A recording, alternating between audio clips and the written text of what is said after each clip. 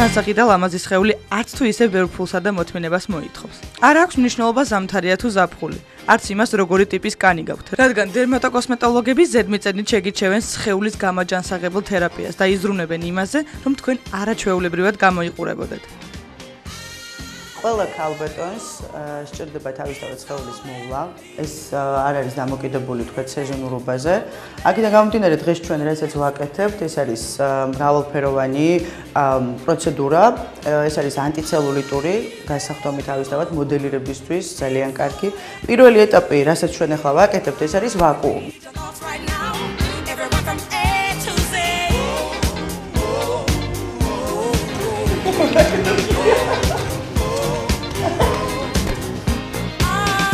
ეტაპი ეს არის უკვე ულტრაბგერა, სადაც უკვე ხდება შიდა ცხიმების შლა და ვიყენებთ სპეციალურ გელს, რომელიც ურთიერთქმედებაში არის ძალიან მნიშვნელოვანი.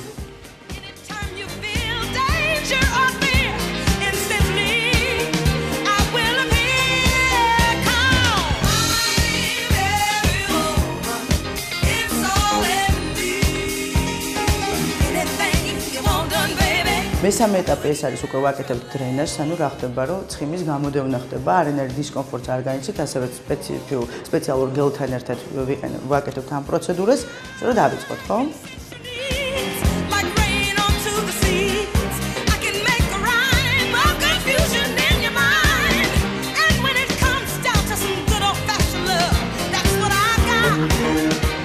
სპეციალისტების აზრით სახლის პირობებში სხეულის მოვლა მხოლოდ კანის ტიპის შესაბამისი კოსმეტიკითა და სხვადასხვა ეთერზეთით შეგიძლიათ. მაგალითად, ზამთარში კანი რომ არ გამოგიშვათ, გამოიყენეთ ქოქოსის რძისგან დამზადებული საშხაპე გელი. თუ გსურთ თქვენს სხეულს უფრო მეტი სირბილე შემატოთ, დერმატოლოგები კაკაოსა და ყავის ლოსიონებსაც გირჩევენ.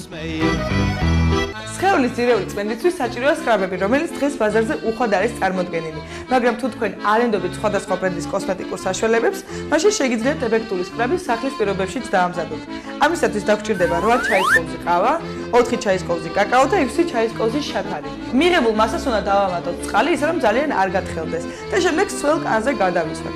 ამ პროცედურას რამდენჯერმე ჩაიტარებთ, კანი მკვრივი და ნაზი გექნება და სხვათაშორის არაჩვეულებრივი სურნელი აქვს და ძალიან სასიამოვნო შეგრძნება.